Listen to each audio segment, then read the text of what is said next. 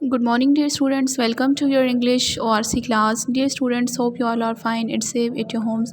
Students, today we will read last three lines of book page number 41. But firstly, we will revise first three lines. Let's revise. Happy birthday, mom. Happy birthday, mom. Please, please. Thank you. Says for. Open. Pam has a box. What is it? Says Tim. Pam says, I will not tell you. Students, today's lesson. What is in the box? Pam, please tell me, says Ben. What is in the box? Pam.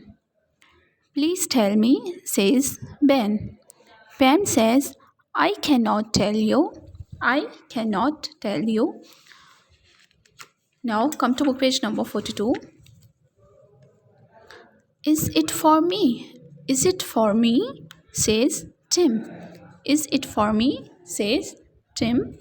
No, it is not. No, it is not. Says Pam. Tim says, is it for me? But Pam says, no, it is not.